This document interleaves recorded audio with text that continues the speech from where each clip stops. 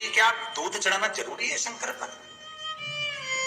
कई लोग कहते हैं गुरुजी क्या दही चढ़ाना जरूरी है शंकर पर, शहद चढ़ाना जरूरी है, घर चढ़ाना जरूरी है, शक्कर चढ़ाना जरूरी है।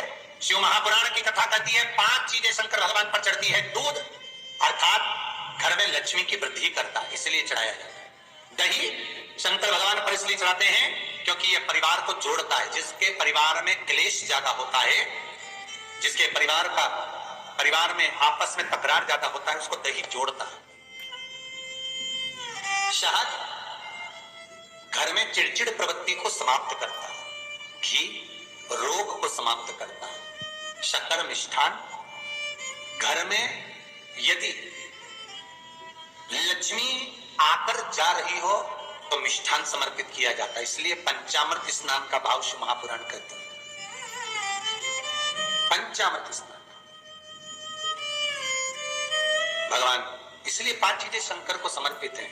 दूध, दही, घृत, शहद, शक्कर अर्थात मिष्ठान। शक्कर से मूलतः यहाँ शिव महापुराण में शक्कर नहीं लिखी है, मिष्ठान। अब लोग शक्कर पीस कर अभिषेक करते हैं, परंतु मिष्ठान अर्थात गाय के दूध से निर्मित कोई मिठाई और उस मिठाई से भगवान शंकर का अभिषेक। अब लोग भले शक्कर रखने लगे शंकर जी के अभिषेक में, पर यहाँ शक्कर नहीं लिखा, यहाँ मिष्ठान।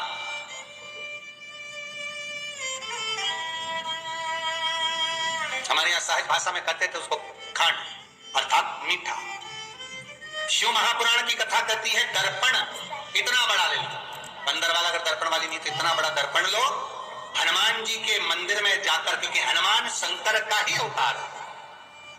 हनुमान जी के मंदिर में जाकर हनुमान जी के उल्टे पांव का थोड़ा सा सिंदूर, चरण का थोड़ा सा सिंदूर एक कागज में लेकर आ जाइए। और हनुमान जी के छोटे भाई, हनुमान जी 6 भाई हैं, उसमें गतिमान, हनुमान जी के छोटे भाई गतिमान का नाम लो और गतिमान का नाम लेकर उस दर्पण पर सिंदूर से त्रिशूल बना दो। सिंदूर से त्रिशूल बनाकर उस दर्पण को घर के बाहर, दर्पण का मुख बाहर की ओर, ऐसे बाहर की ओर मुख कर दर्पण को घर के बाहर या दरवाजे पर, बिल्डिंग पर, ऊपर जाली में, फ्रंट में कहीं पर उसको लगा दीजिए। महाराज केवल शंकर का स्मरण कर गतिमान का नाम लेकर हनुमान के उल्टे पांव का सिंदूर का त्रिशूल बनाकर जो दर्पण को लगा देता है, आपको 1 महीने के अंदर अंतर मालूम पड़ जाएगा कि पिछले जो महीने निकले हैं उस महीने का अंदाजा लगाना कि घर में लोग कितने बीमार पड़ते थे और इस दर्पण को लगाने के बाद बीमारी कम हुई कि नहीं हो कम तो ठंडा कर देना, क्या जा रहा है, पर करके जरूर देखना। विश्वास रखकर करोगे, भगवान शिव का अनुमोदन कर भगवान शंकर पर विश्वास रखकर करोगे तो बीमारी घेर नहीं सकती। अकाल मृत्यु हो मरे जो काम करे चंडाल का, काल उसका क्या बिगाड़े जो भक्त हो महाकाल का। शंकर की आराधना करने वाला, शिव का स्मरण करने वाला, शिव का निवेदन करने वाला, शिव अर्चना में डूबने वाला, शिव का अनुमोदन करने वाला कभी दुखी नहीं हो सकता।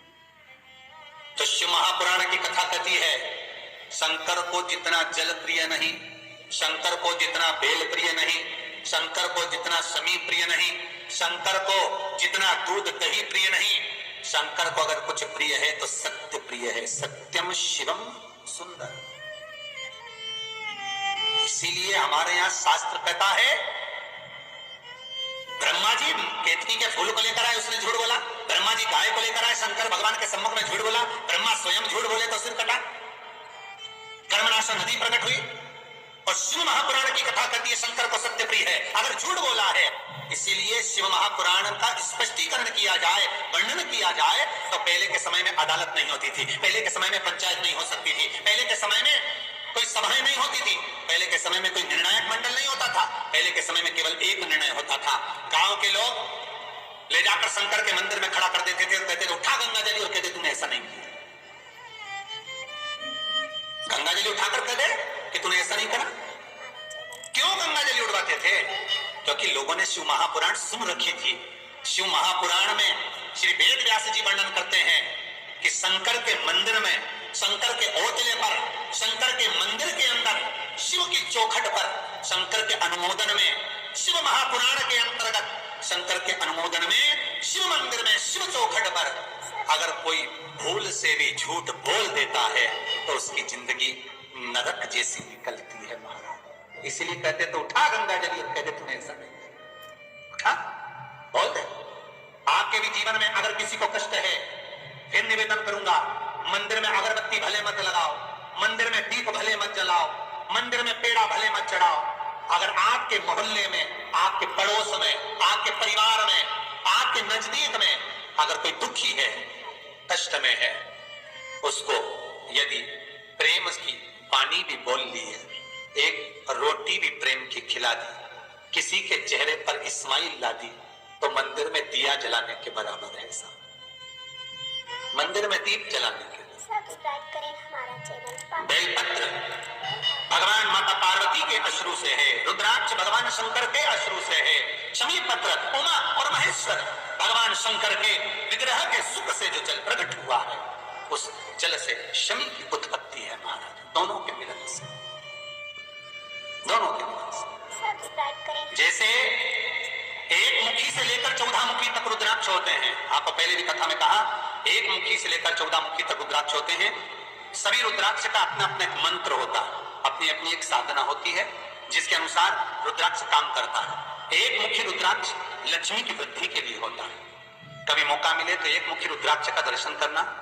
पर एक मुखी रुद्राक्ष जितना छोटे से छोटा होता है, जितना छोटे से छोटा होता है, उतना सुख देता है। एक मुखी रुद्राक्ष लक्ष्मी की वृद्धि के लिए होता है, कार्य सिद्धि के लिए होता है। कोई भिखारी से भिखारी, गरीब से गरीब भी अगर धारण कर ले, उसके घर में एक मुखी रुद्राक्ष अगर प्रवेश कर जाए तो सुख का अनुभव करा देता है, संपदा का अनुभव कराता है, सरस्वती का भाव प्रकट करता है, वैभव का भाव देता है। एक मुखी रुद्राक्ष का मंत्र है ओम ह्रीं नमः। ओम ह्रीं नमः, ये लक्ष्मी के लिए होता है। दो मुखी रुद्राक्ष बांधा को हरता है। कोई तकलीफ आ रही है, कोई प्रशासनिक कार्य है, कोई काम नहीं हो रहा, फाइल आगे नहीं बढ़ रही, बहुत तकलीफ आ रही है, तो दो मुखी रुद्राक्ष जो व्यक्ति धारण करता है उसका कार्य सफल होता है। दो मुखी रुद्राक्ष का मंत्र है ओम नमः। दो मुखी रुद्राक्ष का शिव महापुराण में जो मंत्र दिया है ओम नमः। विदेश्वर संहिता के अंतर्गत शिव महापुराण में रुद्राक्ष के 14 मुखी रुद्राक्ष के मंत्र दिए हुए हैं। आप शिव महापुराण नहीं पढ़ सकते तो मंत्र लिख ले। दो मुखी रुद्राक्ष का मंत्र है ओम नमः। तीन मुखी रुद्राक्ष विद्या प्राप्ति के लिए होता है। कैसा भी अनपढ़ से अनपढ़ व्यक्ति हो, जिसको विद्या में रुचि ना हो, पढ़ ही नहीं पा रहा हो, चित्त वृत्ति ही ना लग रही हो, मन ही ना लग रहा हो, परसेंट कम से कम होते जा रहे हो, तीन मुखी रुद्राक्ष उस बच्चे के गले में लाल धागे में डाल दीजिए। नहीं डाल सकते तो बच्चे के कमरे में जहां वो पढ़ता है, विद्याध्ययन करता है, उसके कमरे में लगा दीजिए। तीन मुखी रुद्राक्ष का मंत्र है ओम